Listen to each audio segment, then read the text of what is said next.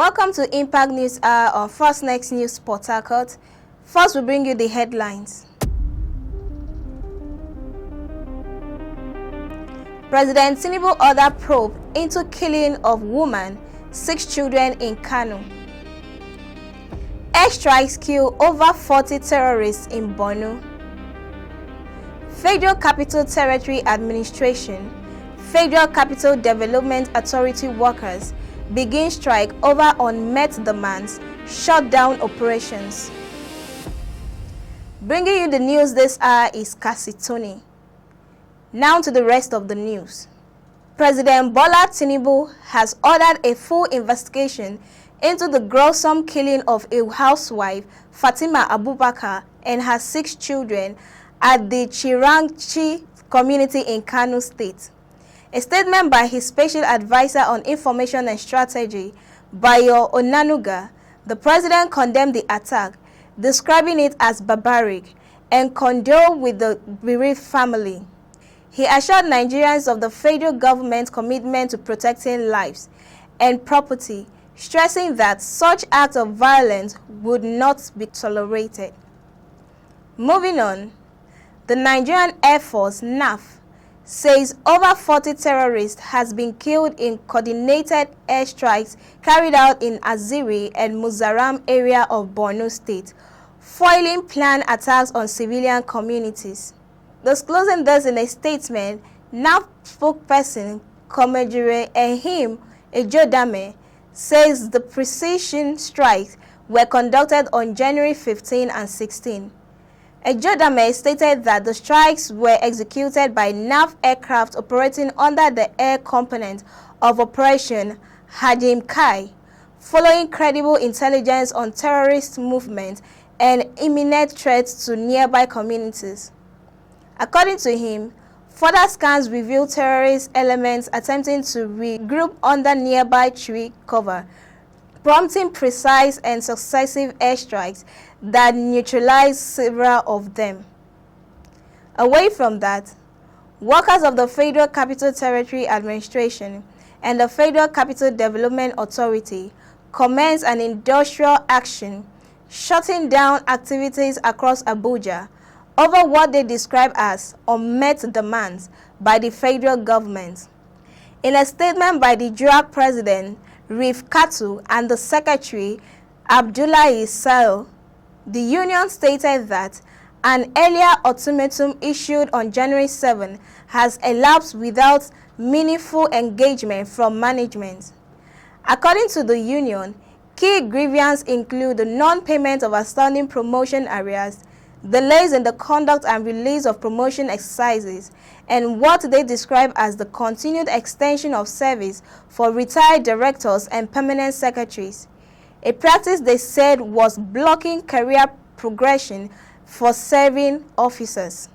The workers also accused the administration of failing to remit statutory deductions, including pension contributions and national housing fund payments, warning that the situation could jeopardize the future welfare of affected staff.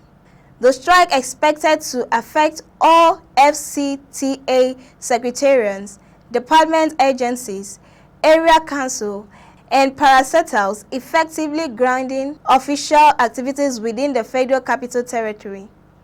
Still in the news, the Federal Capital Territory Administration has removed 607 beggars and mentally challenged persons from the streets of Abuja from July 2025 to date.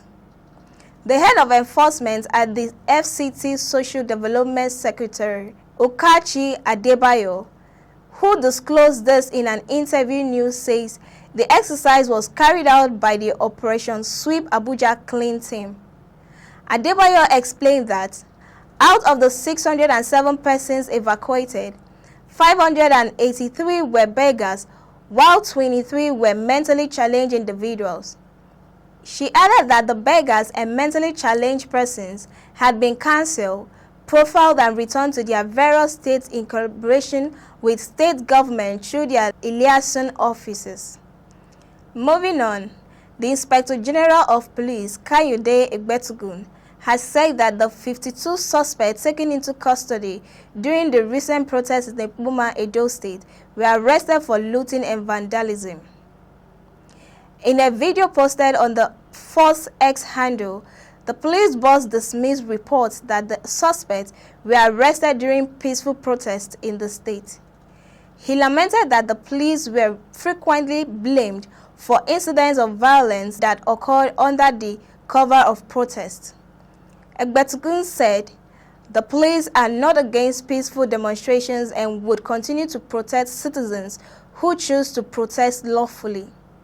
He, however, stated that the police will not tolerate criminality under the cover of protest. In another report, Kaduna State Governor Senator Uba Sani has reassured President Bola Tinubu that the state would re-elect him in 2027, citing the scale of federal government projects attracted to Kaduna as evidence of the dividends of democracy.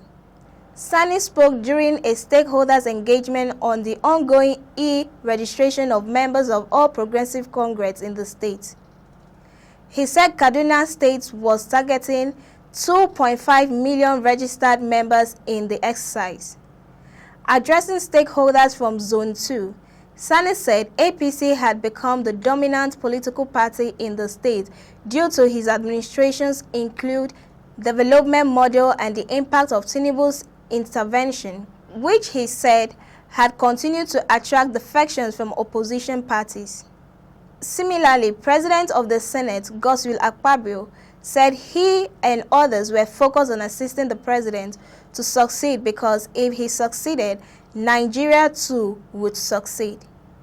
At the same time, Akwa Ibom State Governor Umar Eno promised the president that the state was holding the ground for him and would back his re-election.